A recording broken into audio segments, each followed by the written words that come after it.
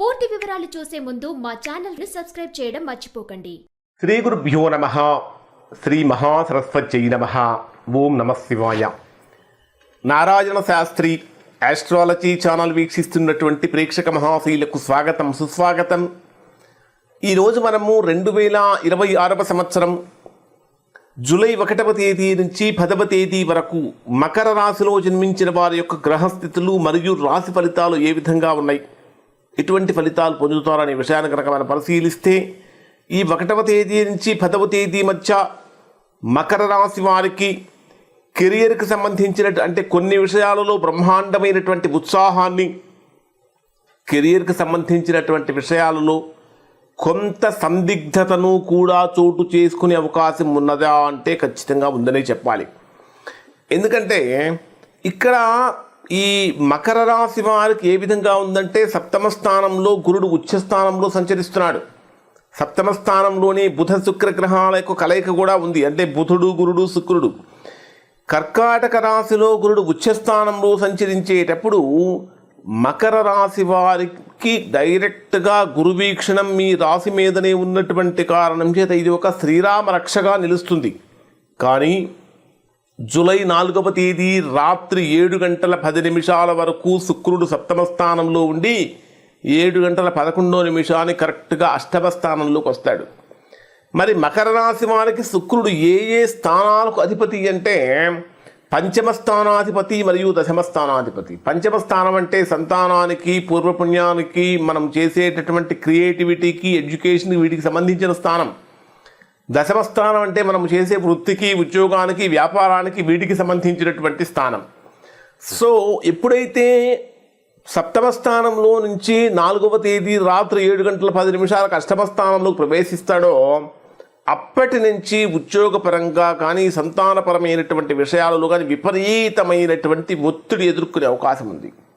ఉద్యోగపరమైనటువంటి విషయాలలో ఆకస్మికమైనటువంటి స్తంభన కూడా కలుగుతుందా అంటే అవును అని చెప్పాలి ఇక్కడ. కానీ వ్యాపారపరంగా తీసుకుంటే వ్యాపారం కూడా కొద్దిగా డల్ అవుతున్నట్టు అనిపిస్తుంది. ఇంకొకటి ఏమిటంటే, 7వ తేదీ రాత్రి 7 గంటల నుంచి 7 గంటలకు సప్తమ స్థానంలో సంచరించేటటువంటి బుధుడు వక్రగమనంతో మరలా ఎక్కడికి వెళ్తున్నాడంటే 6వ స్థానంలోకి వెళ్తాడు. అంటే మిథున రాశిలోకి, స్వక్షేత్రంలోకి వెళ్తాడు. 6వ స్థానంలో ఉండేటటువంటి బుధుడు కూడా గొప్పగా యోగాన్ని ఇవ్వడు. మరి సంతానపరమైనటువంటి విషయాల్లో మీరు తీసుకునేటటువంటి నిర్ణయాలు బాగా ఆలోచించి రాంగ్ డెసిషన్స్ తీసుకునే అవకాశం కూడా ఉంది. కాబట్టి ముఖ్యమైనటువంటి విషయాలలో నిర్ణయాలు తీసుకోవాల్సి వచ్చినప్పుడు ఎవరినైనా ముఖ్యమైనటువంటి వ్యక్తులను, ఆత్మీయులను, శ్రేయోభిలాషులను సంప్రదించడం చాలా మంచిది. ఇక పంచమ స్థానంలో సంచరించేటటువంటి కుజుడు యొక్క ప్రభావం కారణం చేత సంతానపరంగా చిన్నపాటి విభేదాలు కానీ ఆందోళనలు కానీ కలిగే అవకాశాలు ఉన్నాయి. ప్రధానంగా చెప్పాలంటే షేర్ మార్కెట్లో కానీ స్పెక్యులేషన్ రంగంలో ఉన్నటువంటి వారు తొందరపాటు నిర్ణయాలతో పెద్ద మొత్తంలో పెట్టుబడులు పెట్టకూడదు. 6వ స్థానంలో సంచరించేటటువంటి రవి ప్రభావాన్ని కనుక తీసుకుంటే శత్రువుల మీద పైచేయి సాధిస్తూ ఉంటారు. కానీ ప్రభుత్వ ఉద్యోగాల కోసం పోటీ పరీక్షలు రాసేటటువంటి విద్యార్థులు చక్కగా బ్రహ్మాండంగా తిరుగులేని విజయాన్ని సొంతం చేసుకునే అవకాశం కూడా కనిపిస్తూ ఉంది.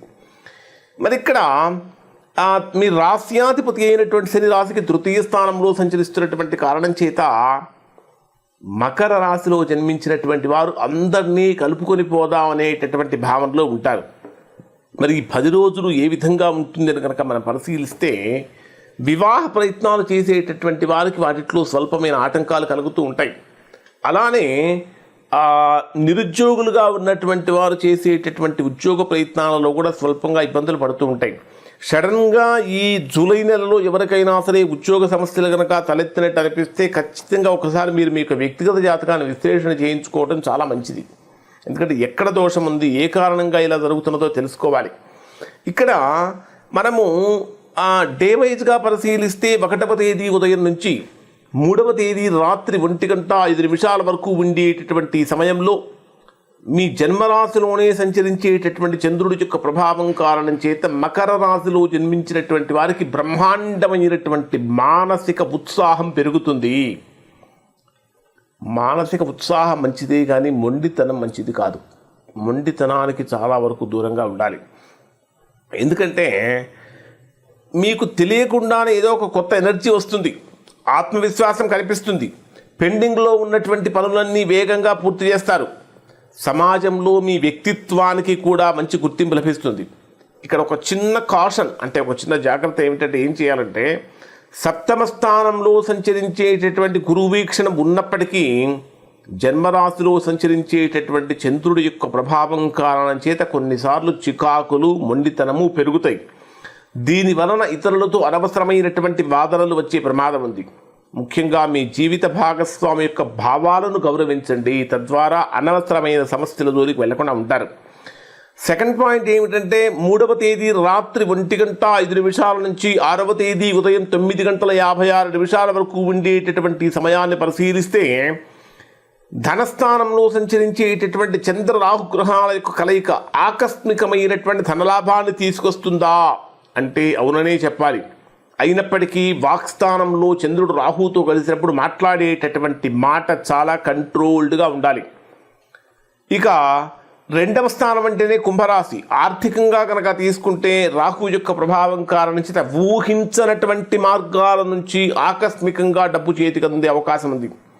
ఈ సమయంలో ఎవరైనా సరే పాత బాకీలు వసూలు చేసుకోవటం కోసం కనుక ప్రయత్నిస్తే వసూలు అవుతూ ఉంటాయి. ఇక్కడ ఒక చిన్న కాషన్, ఒక చిన్న జాగ్రత్త ఏమిటంటే 2వ స్థానంలో సంచరించేటటువంటి చంద్రరాహు గ్రహాల యొక్క కలయిక కారణం చేత మాట్లాడేటటువంటి మాట చాలా కఠినంగా మారే అవకాశం ఉంది.